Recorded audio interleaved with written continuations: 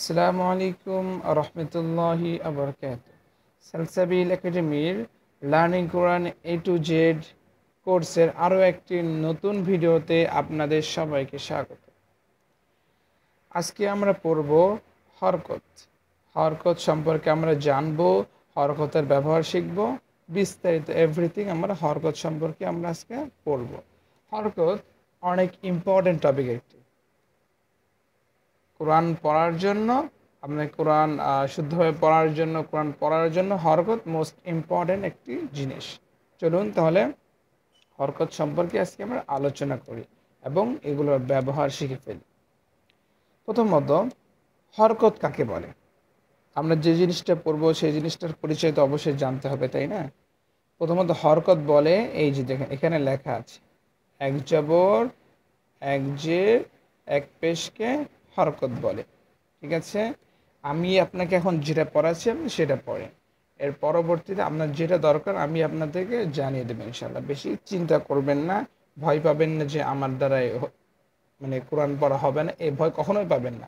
কোরআন পড়া অনেক সোজা, আমি যেভাবে পড়াচ্ছি আমার সাথে আপনি পড়ুন। হরকত, হরকত কাকে বলে?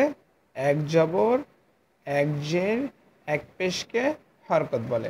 তাহলে আমার সাথে আবার পড়ুন, হরকত কাকে বলে? এক জবর এক জের এক পেশকে হরকত বলে।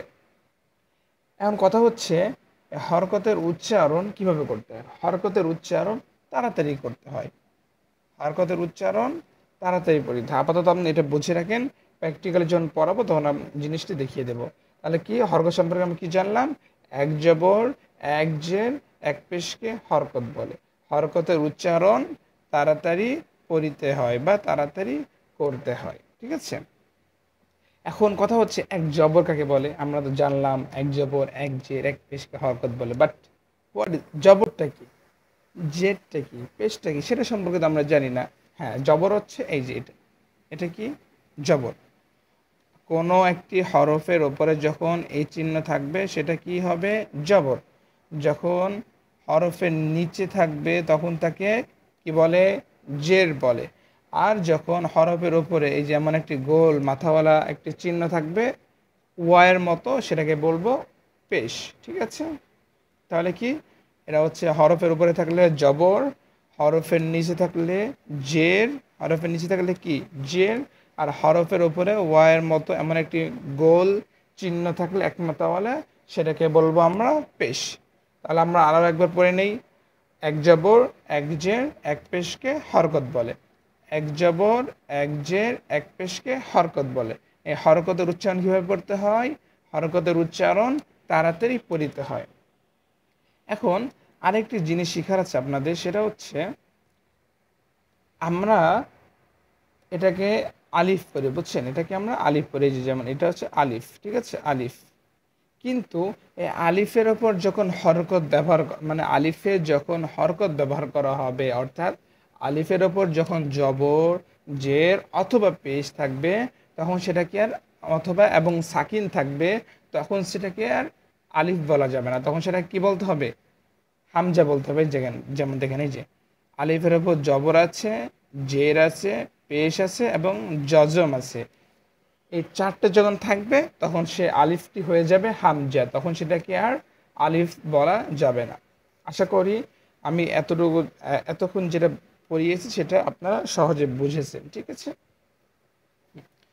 চলুন আমরা প্র্যাকটিক্যালি দেখে নিই।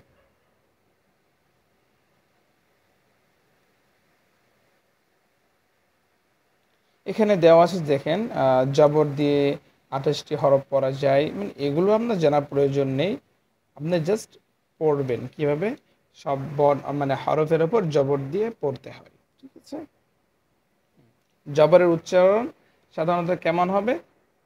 আয়ের মতো হবে, আ। ঠিক আছে, যেমন যেমন দেখি, আমি কি বলেছি প্রথমেই, আলিফের ওপর জবর জের পেশ বা জজম থাকলে তখন সেটাকে কি বলতে হবে? হামজা বলতে হবে। হ্যাঁ, তার মানে এটা হামজা জবর আ। ওপরে যে চিহ্ন থাকে এটাকে কি বলে? জবর বলে। নিচে থাকলে জের বলে, আর এক মাতালা গোল থাকলে সেটাকে পেশ বলে। তাহলে কি হলো?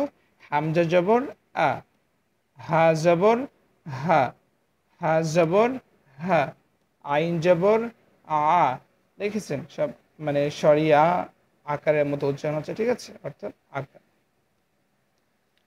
হা জবর হা, গইন জবর গ, খ জবর খ, খ জবর খ, কফ জবর ক, কফ জবর ক। যারা দ্বিতীয় ক্লাসটি করেননি তারা অবশ্যই করে আসবেন, কারণ দ্বিতীয় ক্লাসে আমি মাখরাজ সম্পর্কে আলোচনা করেছি, অর্থাৎ 29টি হরফ কোন স্থান থেকে উচ্চারণ করতে হয়। 17টি মাখরাজ আমি সুন্দরভাবে আর একেবারে প্র্যাকটিক্যালি লিখে লিখে ধরে ধরে আপনাদেরকে বুঝিয়ে দিয়েছি দ্বিতীয় ক্লাসে। ক্লাসটি অবশ্যই করে তারপর তৃতীয় নাম্বার ক্লাসটি করতে আসবেন ইনশাল্লাহ।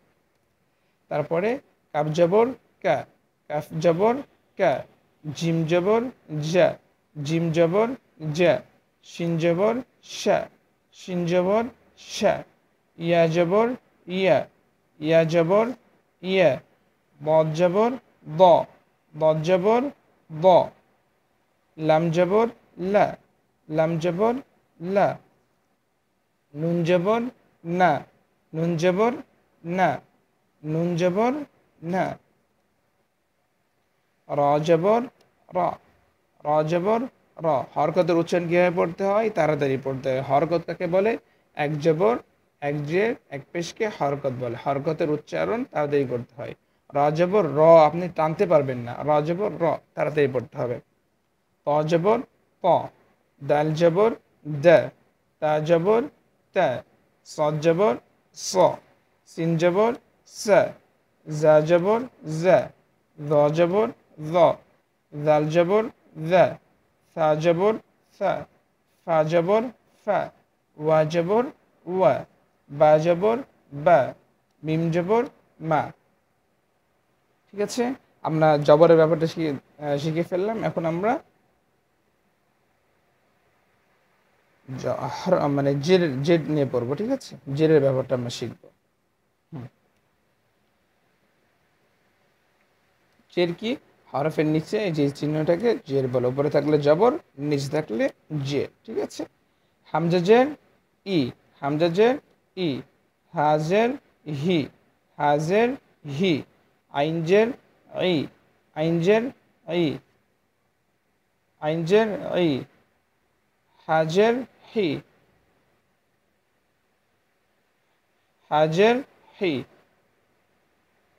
গইনজের গি, খাজের খি, খাজের খি, কফজের কি, কফজের কি, কফজের কি, জিমজের জি, জিমজের জি, শিনজের শি, শিনজের শি, ইয়াজের ই, ইয়াজের ই। এখানে অনেকেই ইয়ার উচ্চারণ এবং হামজার উচ্চারণ সেম করে ফেলে, বুঝছেন? এই যে হামজাজের ই, ইয়াজের ই পড়ে, মানে দুইটাই একই রকম উচ্চারণ করে দুই হরফের, কিন্তু দুই হরফের উচ্চারণ তো একরকম হবে না। সহজ বিষয়, দুইটা হরফ ভিন্ন, দুইটা হরফের উচ্চারণও ভিন্ন। ঠিক আছে, ইয়াজের ইয়াজের ই, ইয়াজের ই, ইয়ার ইয়ার মাখরাজ কোথায়? জিহ্বার মাঝখান তার বরাবর ওপরে তালুর সঙ্গে লাগিয়ে ইয়া উচ্চারণ করতে হয়। ইয়াজের ই, ইয়াজের ই। আপনি ইয়ার মাখরাজ থেকে উচ্চারণ করলে আপনি ইয়ার উচ্চারণটা সহজে করতে পারবেন। আর হামজার মাখরাজ কই? এই যে হলকে শুরু হইতে হামজা হা উচ্চারণ করতে হয়, সেখান থেকে আপনি যদি হামজাজের ই পড়েন তাহলে দুইটার উচ্চারণ আপনি পার্থক্য করতে পারবেন।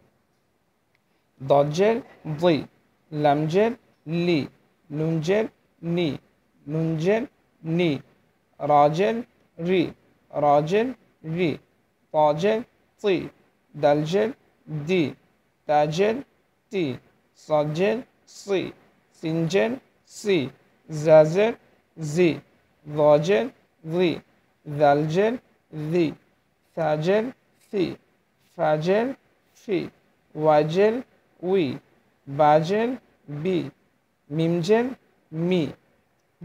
আমরা এভাবে আমরা জেরের ব্যবহারটা শিখে ফেললাম। এখন আমাদের বাকি আছে পেশের ব্যবহার। এগুলো অনেক সোজা, বুঝছেন? একটা হরফ আপনি পারলে পরবর্তীকালে সব পারবে। হামজা পেশ উ, হা পেশ হু, আইন পেশ ও, হা পেশ হু, গইন পেশ গু, খ পেশ হু, কফ পেশ কু, কাপ পেশ কু, জিম পেশ জু, শিন পেশ শু, ইয়া পেশ ইউ। ইয়া পেশ কি হবে? ইউ হবে, ইংলিশে ইউ, ঠিক আছে।